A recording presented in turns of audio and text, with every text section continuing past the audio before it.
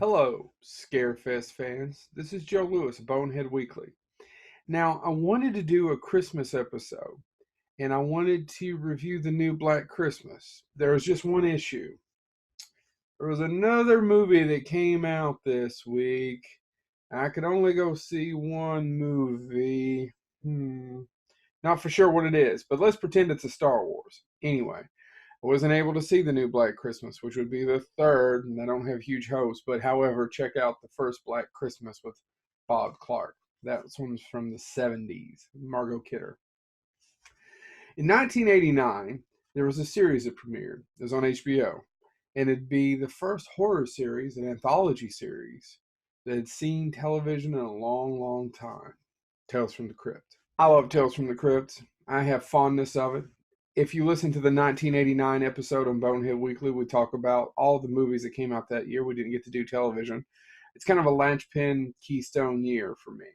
My family, my mom and dad busted up right about that time, and I probably got to watch way too much and made this.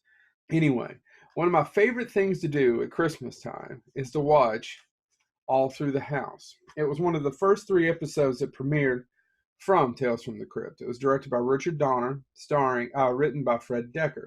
There's an actual story about how me knowing that was written by Fred Dekker, he gave us Night of the Creeps and the Monster Squad, actually almost got my ass kicked in Chicago. Now, All Through the House was one of the 3 original shows. It wasn't the first one, it was the second one.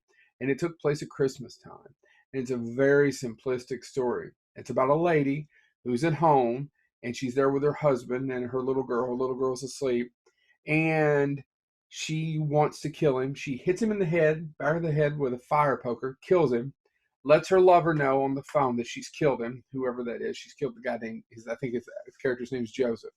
Her daughter's asleep, and then she hears something on the radio. An escaped murderer, played by Larry Drake, you may know him from Darkman, is on the loose, and he's dressed up as Santa Claus, and he has an axe. And there's no way for her to get out. There's snow. The phone's out. Every damn cliche, trope, horror, bullshit thing you could think of happens in this show. Happens in this specific episode. It's a slasher. Takes place over Christmas. She can't get out. There's no way to talk. There's the daughter's in danger. She's in danger. She's a murderer. She's about to get her comeuppance, which is a thing for Tales from the Crypt. They did a lot of that. Everything, all that stuff happens in this. So why do I love it so? Well, it's directed by Robert Zemeckis. And if you don't know who Robert Zemeckis is, stop watching. All right, for the rest of us who are still listening and watching me, Robert Zemeckis gave us Back to the Future, Who Framed Roger Rabbit, Castaway, Forrest Gump. He's a talented MFer, okay? He does a great job. He also does a really good job for an amazing stories he directed called Go to the Head of the Class. It stars Christopher Lloyd, but we'll get to that later.